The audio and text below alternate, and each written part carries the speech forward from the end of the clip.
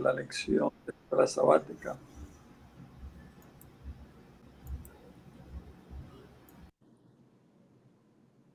Buenas tardes.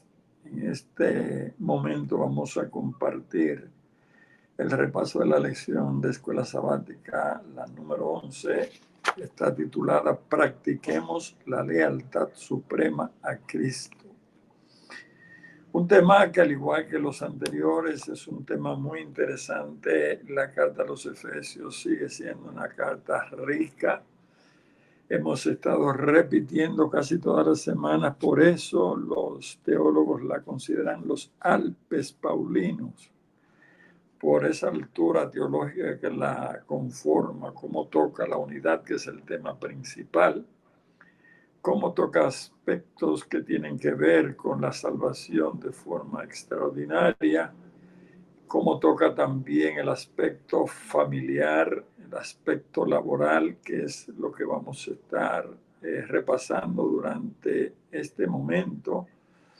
Así es que vamos a tener una oración y entramos en detalles. Padre, a ti sea la honra y la gloria por los siglos de los siglos. Gracias por tu bondad y tu misericordia.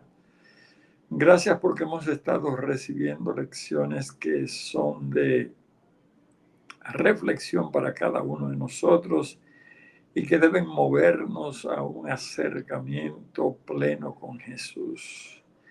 Pedimos que tu Santo Espíritu, que es el instrumento, la persona de la deidad que inspira a cada uno de los escritores para estos mensajes maravillosos, que nos acompañe en el repaso de esta lección. En el nombre de Jesús lo pedimos. Amén. Practiquemos la lealtad suprema a Cristo. Hay prácticamente tres enfoques que vamos a estar tratando, como ustedes pudieron ver en la semana. Después de los comentarios del 3 en 1 entraremos rápidamente, como siempre, en los días. Haremos algunos énfasis allí. Pero vamos a hablar del rol del Padre hacia el Hijo, el rol del Hijo hacia el Padre, la labor del amo con el siervo y derechos que aparentemente no la sociedad greco-romana le había dado, y también el consejo paulino, que choca un poco con algunos aspectos de la cultura greco-romana.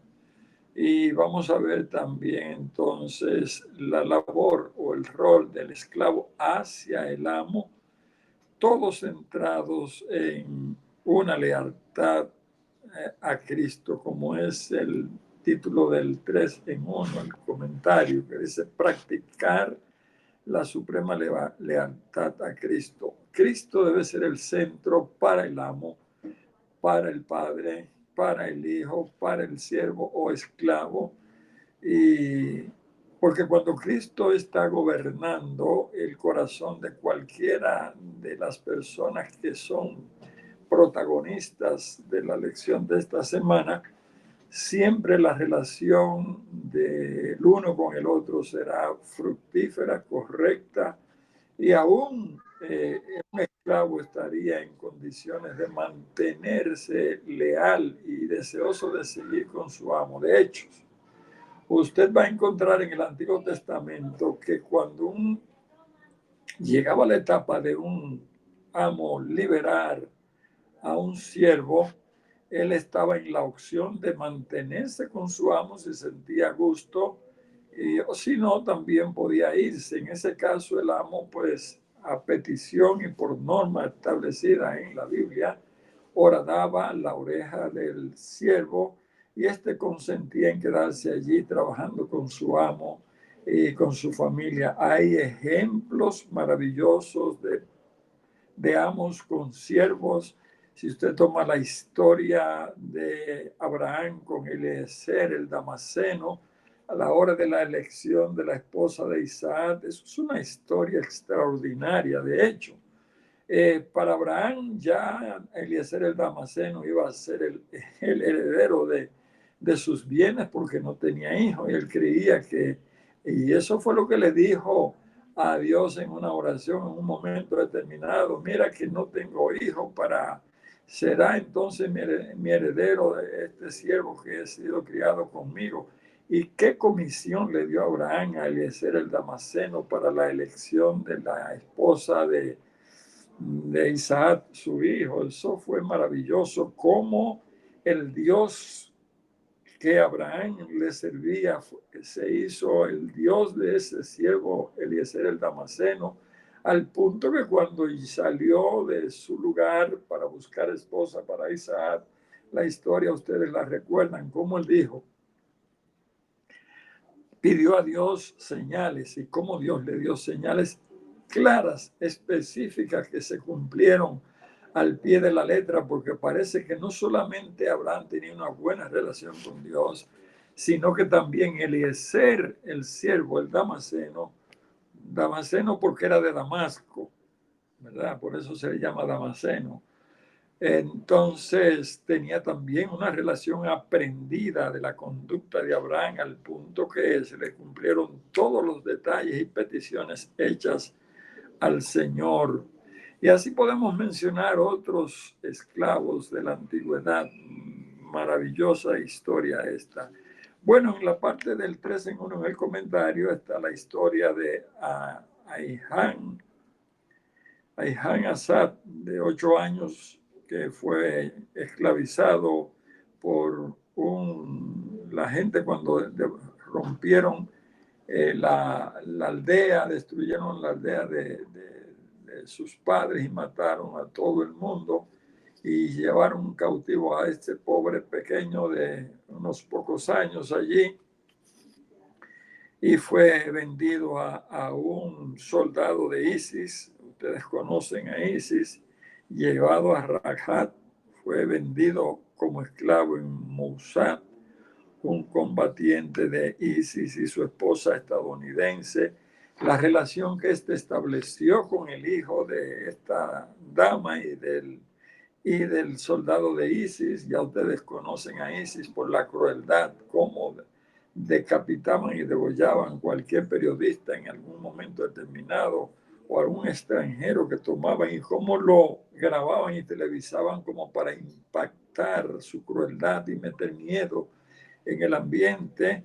Y ese muchachito aprendió inglés, tuvo una buena relación con el hijo del amo. En un momento determinado se le preguntó si tenía miedo de estar allí. Se le enseñó inclusive a tirar, a disparar, le enseñó a su amo a disparar, pero no era su plan. Finalmente, pues entonces se le preguntó si tenía miedo. Y él dijo que sí, porque él veía morir tanta gente todos los días, veía matar personas y entonces sentía el miedo. Pero allí era un esclavo de un amo que por lo menos hizo una buena relación con el hijo de su amo. Hay otro comentario que quiero hablar, que es niños y esclavos en Éfeso. Quiero leer un par de párrafos, uno largo, otro corto allí para darle el fundamento. Usted pudo ver en la semana que el amo tenía capacidad hasta de eliminar la vida de su esclavo o siervo. Sin embargo, quiero compartir esta declaración en estos párrafos. Nos equivocamos terriblemente si imaginamos que vivimos en un mundo donde la esclavitud está abolida y los niños son tratados con cuidado y respeto por igual. Cuando Pablo habla de las relaciones entre hijos y padres y entre esclavos y amos, lo hace en un contexto cultural que, como el nuestro, es complejo. Ser niño en la Éfeso del siglo I era una tarea difícil. ¿Por qué? Hay unas estadísticas que quiero compartir. Un 3% de la población vivía en abundancia, escuche bien, como demuestran las famosas casas terraza de Éfeso. El resto de la población, el 97%, vivía apenas por encima, por debajo o en el nivel mismo de subsistencia. Extraordinaria condición para una niñez en ese tiempo. Entre las condiciones de la época se contaban las elevadas tasas de mortalidad infantil que influían sobre la escasa valoración de los niños. Los padres tenían el derecho legal de exponer a un recién nacido, es decir, dejarlo a la intemperie para que muriera afuera, para que muriera o fuera adoptado por un traficante de esclavos. Escuche bien eso. Un recién nacidito, dejarlo a la intemperie, se muere allí o alguien se lo llevaba para entonces traficarlo como esclavo. Este derecho se ejercía a menudo en el caso de las niñas recién nacidas, especialmente por parte de los pobres. Las tasas de mortalidad entre los niños menores de 5 años también eran elevadas. Solo la mitad de ellos sobrevivía hasta esa edad. Y yo creo que sí, porque las condiciones de salubridad, la esperanza de vida al nacer en los tiempos de Éfeso y de la antigüedad eran muy bajas. La esperanza de vida al nacer era muy baja y la mortalidad infantil mucho más porque no se tenía el conocimiento médico moderno, que ahora hasta te pueden detectar cualquier malformación en el vientre de la madre, te pueden detectar si hay algún cáncer también, un tumor, mientras está en el útero, porque vi un caso de una miembro de nuestra iglesia que todos conocemos en la central, cómo detectaron ese tumor de esa niñita antes de nacer y cómo saliendo tuvieron que intervenirla también. Así que la esperanza de vida al nacer ahora es alta. Países desarrollados tienen esperanza de vida al nacer alrededor de los 70 años. En los países avanzados y más de 70, 80 años. Países como el nuestro también ya están llegando a los 60, 70 años como esperanza de vida al nacer, pero para esos tiempos era una situación calamitosa. Algo más también podemos decir de esto. Este derecho se ejercía a menudo en el caso de niñas recién nacidas, especialmente por parte de los padres. La tasa de mortalidad, como dijimos ahorita, en menores de 5 años también eran elevadas. Los hijos de esclavos vivían vidas especialmente difíciles e inseguras. Al nacer ya eran esclavos. O sea, una persona que era hijo de esclavo, lamentablemente era esclavo. Y por lo tanto, a la hora de crecer, pues los siervos o el sistema los absorbía y lo anexaba a la carga de trabajo, aun cuando no había llegado a la adultez desde la niñez. La relación entre sus padres era informal, sujeta a la voluntad del amo, al igual que su propio apego a su núcleo familiar, ya que podían ser vendidos en cualquier momento, obligados a trabajar desde muy pequeños. Solo les esperaba una vida de trabajo duro. Estaban completamente sometidos a las órdenes del amo. El amo controlaba incluso la vida sexual de los esclavos y podía exigirle favores sexuales para sí mismo o para quien él quisiera. Imagínese usted, instrumentos del amo, posesión del amo, una diferencia muy poca con respecto a un animal para un amo, porque un animal usted podía disponer de un animal, matarlo, venderlo, ponerlo a trabajar, cualquiera de estas cosas tú podías hacer con eso y entonces no es bueno que nosotros veamos ese trasfondo. Ahora, ¿hay alguna diferencia en la modernidad? No, hay sociedades todavía que conservan esa situación. Y le voy a decir algo, la esclavitud en los países africanos, en los países también avanzados, existe todavía. Hay algunos derechos que ahora no se ven en nuestro país porque hemos ido progresando, pero siempre la gente está practicando eso y con la infancia también se hacen cosas extrañas todavía en pleno siglo XXI como estamos viviendo. Así que debemos tener muy pendiente esto. Me recuerda una experiencia que veía en un campo próximo al nuestro, que estaba el campo de mi abuela y mi madre, cercano al campo donde yo me formé. Siempre veía yo algunos entierros de nacionales haitianos que venían a enterrar sus muertos al cementerio de ese pueblo y usted lo veía cantando. El sepelio, en vez de llanto, era un sepelio de cantos y de alegría. Parece extraño esto, pero como ellos venían de una cultura africana sometida a la esclavitud, aunque aquí no eran esclavos, simplemente eran trabajadores agrícolas, pero venían con la cultura africana, que por algo llegó toda esa línea africana a los países como el nuestro, porque fueron traídos por franceses, españoles, ingleses. Por eso hay tantas colonias inglesas en el Caribe, países de afroamericanos o afroingleses, producto de eso. ¿Por qué venían cantando estos haitianos para el sepelio de su compañero? Bueno, porque era un descanso a un sistema que ellos conocieron en la esclavitud, vinieron amarrados, vinieron los que pudieron sobrevivir en el viaje, otros murieron en el viaje de traslado de África a las diferentes islas del Caribe y a donde quiera que hubo colonia, como en Estados Unidos. Por eso fue la guerra de secesión de Estados Unidos. Y esto es una situación que nosotros vemos todavía en la modernidad, pero ahora es lo inverso. Ahora estamos viendo una población negra que está haciendo algunas acciones muy extrañas. Tienen libertades, pero ahora están haciendo lo inverso. Y eso hay que mantener un equilibrio. Hay algo más que quiero compartir en el comentario de hijos y padres que vamos a ver ahorita, Efesios capítulo 6, versos 1 al 9, para verlos más tranquilamente y detallado.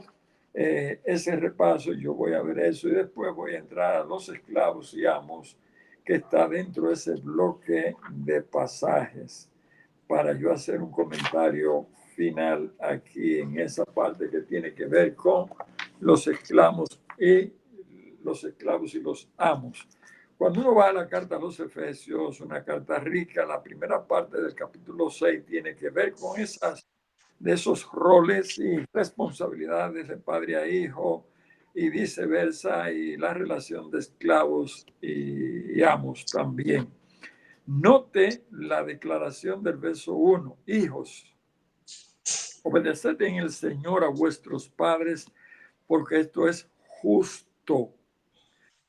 Honra a tu padre y a tu madre, que es el primer mandamiento con promesa para que te vaya bien y seas de larga vida sobre la tierra. Me detengo aquí en lo que aquí tiene que ver con el rol del hijo, la respuesta del hijo, del hijo hacia el padre, ¿verdad? Hijos, obedeced en el Señor a vuestros padres. La expresión en el Señor es como lo que vimos entre los esposos, en el Señor. Y por eso el comentario de este 3 en 1, la declaración más contundente del título es practicar la suprema lealtad a Cristo. Porque cuando Cristo da una instrucción a través del apóstol Pablo, no es Pablo, es Dios a través del apóstol, que usted diría, ¿y por qué el Señor habla así con los esclavos y los amos y le da esos derechos al amo? Pero Dios da ese derecho, pero también le da responsabilidad al amo y le da responsabilidad a los padres. Aquí vemos la primera parte de este verso 1. Obedeced en el Señor a vuestros padres, porque esto es justo. La vez que me toca hablar en alguna charla, un tema familiar que siempre he usado a veces, Efesios y Tito, que tienen declaraciones muy contundentes con respecto a eso, yo veo algo interesante, el honrar a los padres, porque eso es justo, yo me detengo allí porque es justo. Yo siempre he tenido un concepto que es el siguiente. Para mí, si algún hijo me está escuchando que todavía sus padres están vivos, mire, usted y yo nunca le pagaremos a los padres lo que han hecho por nosotros, especialmente esos padres responsables, ¿verdad?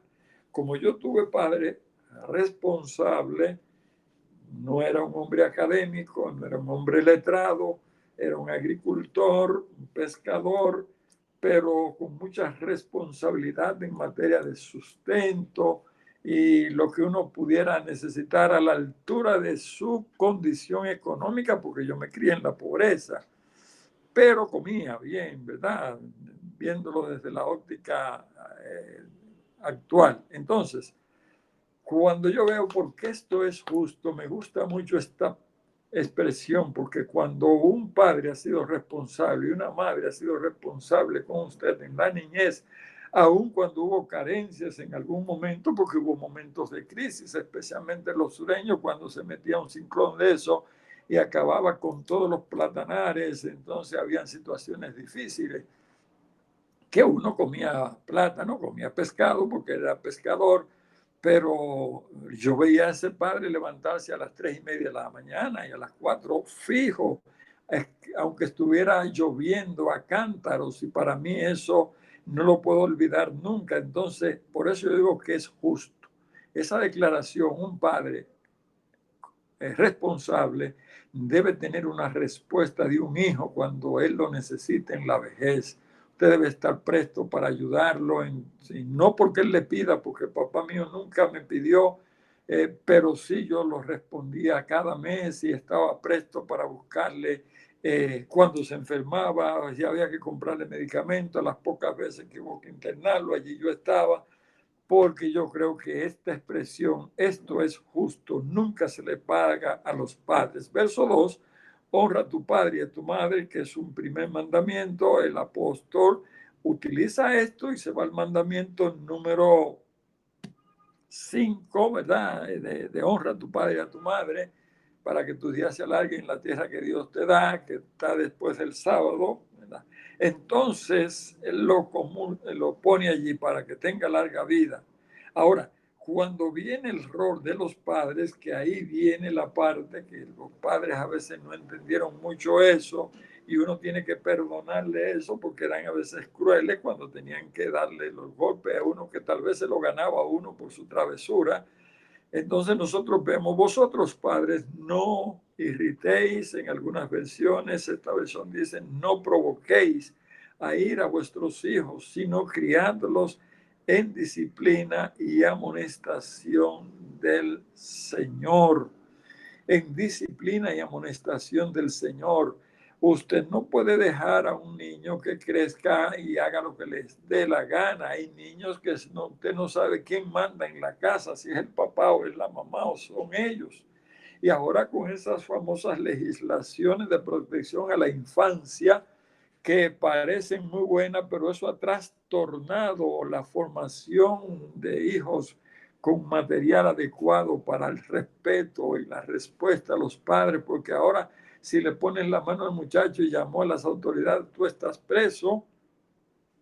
Estados Unidos es promotor de esto. Yo no creo en maltratos extraordinarios contra un niño, en maltratos allí, pero creo en disciplina y voy a defender la disciplina. Sabemos que no hay que darle muchas pelas a los hijos. Yo le di apenas 2 o 3 pelitas a Isaías y creo que se me creció con cierta formación y respeto. Entonces, pero sí, hay que decirle que usted es el padre y mantenerle la línea adecuada, y entonces usted tendrá un hijo que le va a dejar a la sociedad adecuado, y también probablemente le responda cuando usted lo necesite, que uno como padre a veces no está esperando respuesta, está preparando todo para no tener que necesitarlo, pero si en caso lo necesitara, entonces deben recordar que uno hizo lo mejor en favor de ellos. Así es que el padre tiene un rol. Usted no puede ser un guardia solamente para dar órdenes, para maltratar de forma extraordinaria. Bueno, la última pela que me dieron a mí, tengo que admitirlo, eso sí, el padre era cruel con eso.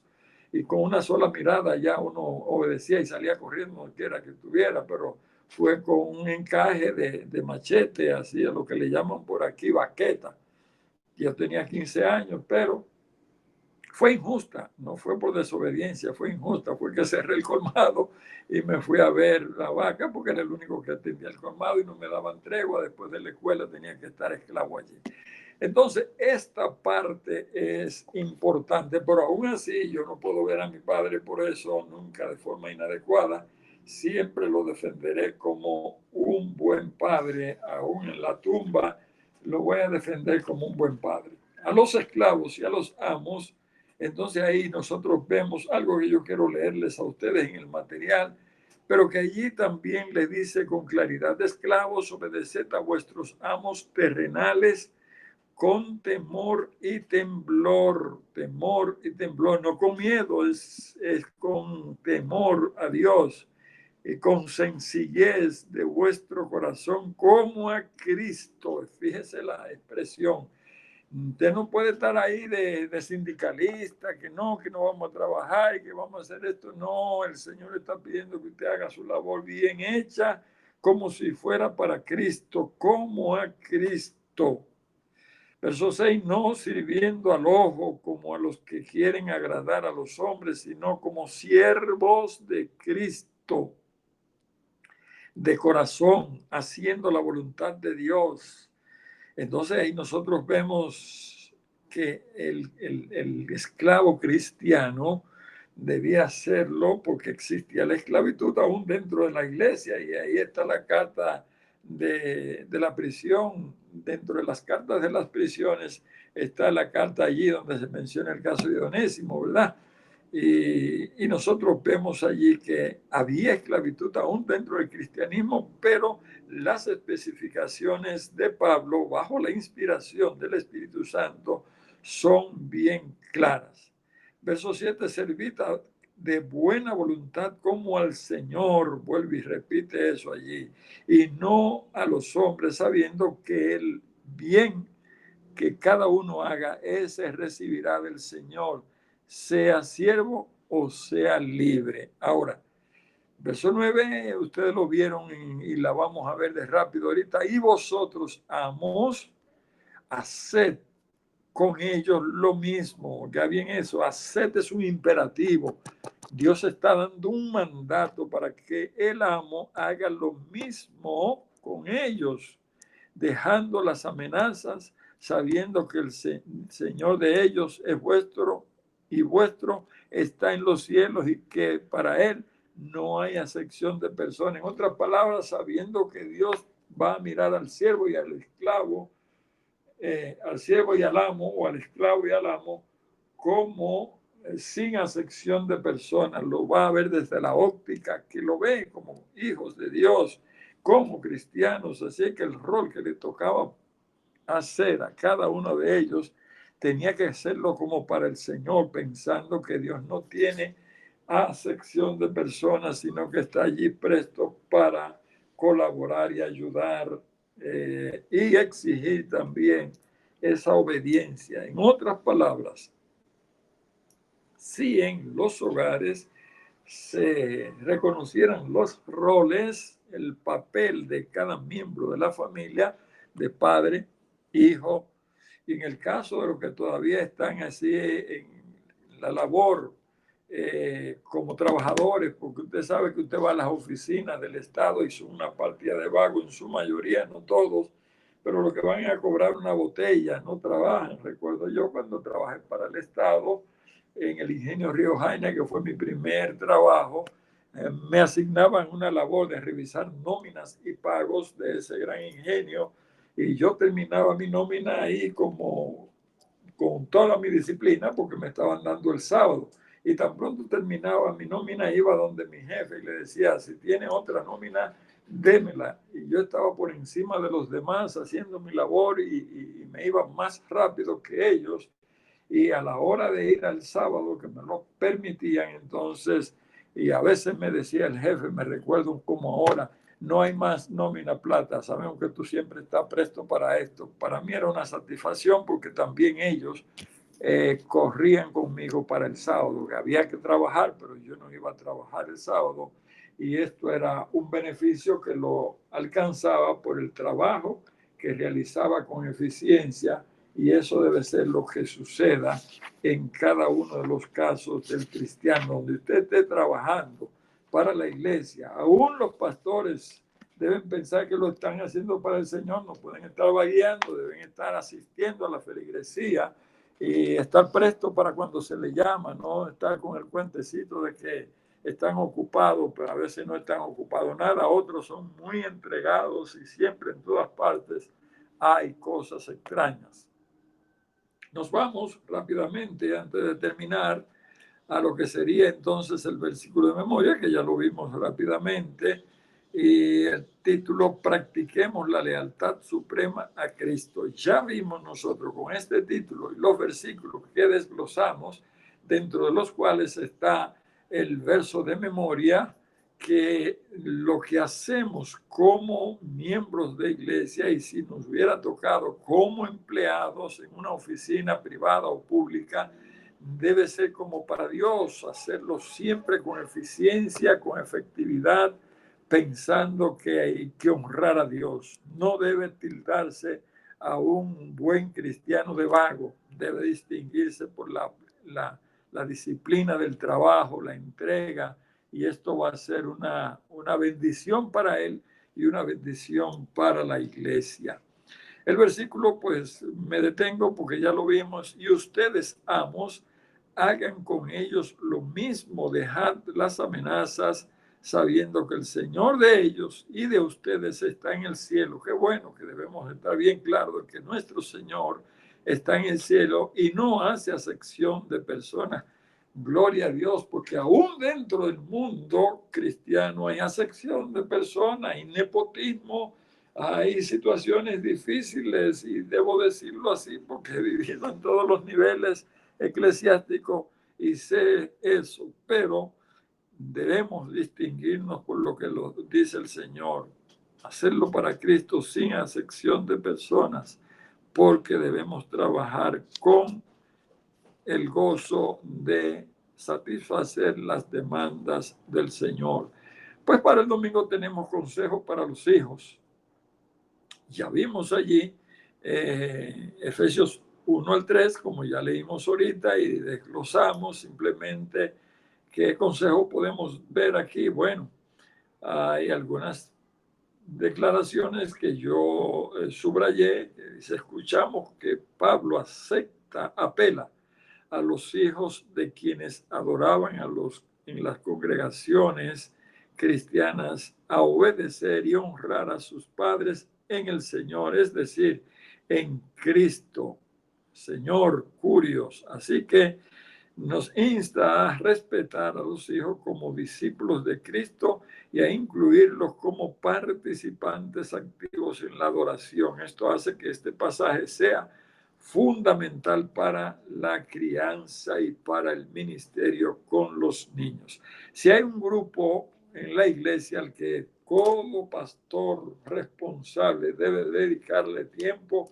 es a la niñez. Hay una gran satisfacción cuando usted ve a los niños, aun cuando uno se ha ido, que le piden que sea uno que se lo vaya a bautizar, y cuando crecen también quieren que uno vaya a casarlo, producto del trato que uno le dio a esos pequeñitos. Tratemos bien los hijos, los niños en las iglesias, en las casas, y esto va a ser de mucha ayuda para cada uno de ellos, y también una satisfacción después, ya que uno pasa por esos lugares, que cuando esos niños ven a uno ya jóvenes, adultos y hasta profesionales, le dan la mano y lo ven con aprecio, con gusto, con producto de la labor que usted hizo con ellos.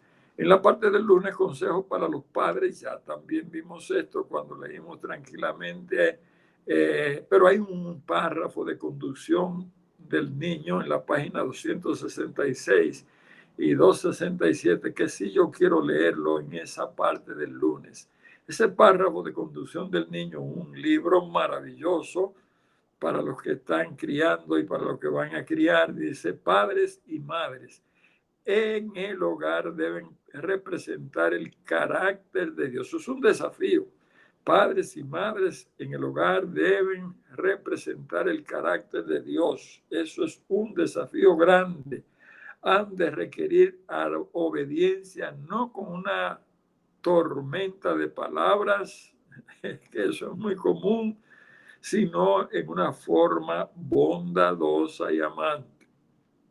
Sean amables en el hogar, restrinjan cada palabra que pudiera despertar una mala reacción. La orden divina es: padres, no provoquéis a ira a vuestros hijos. En la palabra de Dios no se autoriza la severidad paterna ni la opresión, así como tampoco la desobediencia filial. En la vida familiar y en el gobierno de las naciones, la ley de Dios fluye de un corazón de infinito amor. Es una cita extraordinaria. Conducción del niño, repito, página 266 y 267, que usted lo tiene en su material del lunes. Subraye eso y compártalo mañana con su clase. En la parte del martes tenemos la esclavitud en las escrituras y la historia. Ya hablamos bastante sobre esto ahorita cuando leímos el, el pasaje que está de Efesios capítulo 6 versos 1 al 9. Allí hay algunos términos técnicos que se le dan a ustedes, de donde viene la palabra siervo o clavo. Es una palabra griega doulos. Se escribe doulos, pero en griego eso suena, la combinación O es du, es U. Así que se lee doulos, esclavo y siervo. Se le puede dar ambas cosas. Al margen de donde sirvieran los esclavos, estaban sujetos al poder y la autoridad casi ilimitados del amo, que era dueño de los esclavos, de su esposa y de sus hijos. El grito de esclavos de Publio Cyrus es sorprendente. Es hermoso morir en lugar de ser degradado como esclavo. Bueno, sí, pero en ese tiempo tenía el ambiente de la costumbre, y nosotros vemos cuán bien le fue a José por ser un joven obediente a su amo, y a qué nivel llegó de allí, cómo Dios lo guió hasta llegar a ser el primer ministro de Egipto, producto de una labor de un esclavo obediente, un siervo obediente, respetuoso, aunque le trajo en cierto sentido problemas con la esposa de Potifar cuando intentó hacer de él su marido allí, y que traicionara a su amo. Le costó, pero es mejor ser fiel y sufrir que no irse detrás de los placeres y el gozo y los beneficios, violentando las normas del Señor. Hay algo también que hay en ese párrafo final. La esclavitud estaba generalizada en el mundo de Pablo. Él no aborda esta temática como un reformador social, sino como un pastor que aconseja a los creyentes cómo afrontar las realidades existentes y proyectar una nueva visión orientada hacia la transformación del creyente individual, que luego podría tener implicaciones más amplias para la sociedad en general. Su visión no aboga por la manumisión de esclavos en el Imperio Romano. Su abordaje era sobre algo diferente a la manumisión legal. Bueno, una palabra técnica. ¿Qué es la manumisión legal? Proviene del latín manus, que es mano, y mitere, enviar lejos, o sea, dejar o soltar las manos de parte del amo. Eso es lo que significa esa palabra, que seguro ustedes estuvieron leyendo y se le quedó allí, porque hay muchas palabras técnicas ahí que... Bien, entonces en la parte del miércoles tenemos esclavos de Cristo. Eso es lo que somos nosotros. Debemos ser esclavos del Señor. Los versos 5 al 6 habla de eso. Los siervos deben servir a sus amos como al Señor, con amor, entrega. Y allí Pablo hace algunas especificaciones. El comentarista de la lección dice, presta atención a las diversas formas en que Pablo impulsa esta sustitución en ellos. Primero, Pablo les resta importancia a los amos de esclavos al llamarlos amos terrenales y resalta el verdadero amo celestial. ¿Quién es Jesús? Segundo, deben servir con respeto y temblor, con sincero corazón como a Cristo. Es una palabra clave, como a Cristo. Hacerlo así para agradar a su amo, pero primero para agradar a Cristo. Tercero, presenta esta sustitución con mayor claridad al argumentar que los esclavos cristianos deben ofrecer un servicio genuino como esclavos, no de sus amos, sino como esclavos de Cristo. Y Pablo decía que era un esclavo de Dios, esclavo de Cristo, se sentía bien. Yo preso en el Señor, un preso también, ¿por qué? Porque se sentía que cuando tomó cárcel era para defender los principios cristianos y predicar este mensaje y para dar una satisfacción. Allí vemos entonces el cuarto, en el cumplimiento de su servicio deben cumplir de todo corazón la voluntad de Dios, ofreciendo un servicio sincero dirigido a Dios. Y quinto, Pablo apela al servicio bien motivado, ofrecido como quien sirve al Señor, no a los hombres.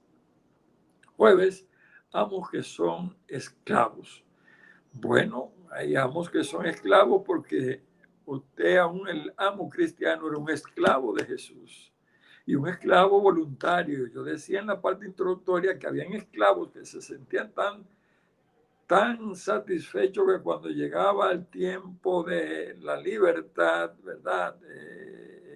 Entonces, ellos decidían por el buen trato de sus amos quedarse como esclavos de sus amos y simplemente le horadaban la oreja y se quedaba allí con toda su familia, porque cuando llegaba ese día de la libertad, si cada 50 años sucedía esto, entonces ellos tenían la libertad de irse o tenían la libertad, si se sentían bien con sus amos, de quedarse con sus amos, y como muchos de ellos se quedaron allí. Así es que ahí nosotros tenemos una lección bonita. Quiero ver la parte final, del párrafo final de esta lección del jueves. Dice, gran parte del vocabulario de Pablo en Efesios era especialmente alentador para los esclavos cristianos.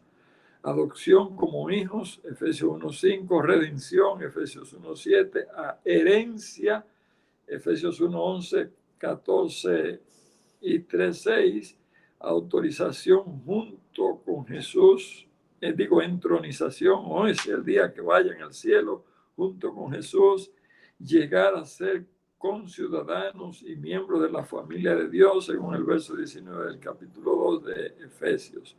Esto es algo maravilloso. Y el viernes, pues, ustedes tienen allí un primer párrafo amplio que está allí, pero me voy a detener aquí en la parte final y voy a leer un poquito de los párrafos últimos y terminamos con eso. Y bueno, se nos fue el tiempo.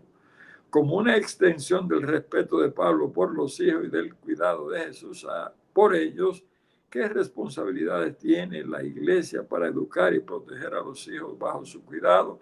¿Qué sistemas y procedimientos deben implementarse para ellos? Bueno, les dejo esos consejos allí, son hermosísimos. Hemos tenido una lección muy, muy importante para los que son empleados públicos o privados. No mate el tiempo en los trabajos, sea una persona eficiente en la labor que realiza, que siempre se le recuerde bien por su eficiencia en la labor que usted realice. Deje una buena imagen en el lugar donde se desenvuelve y que no lo vean como un vago o una vaga allí buscando solamente hacer el mínimo para alcanzar el máximo y ganarse un salario sin justificarlo. Oro y termino, Padre, gracias por este privilegio que nos has dado de ver esta lección. Ayúdanos a cumplir el rol como padres, como hijos, como obreros o en donde quiera estemos laborando, o como patrón o superior en alguna oficina donde nos toque trabajar.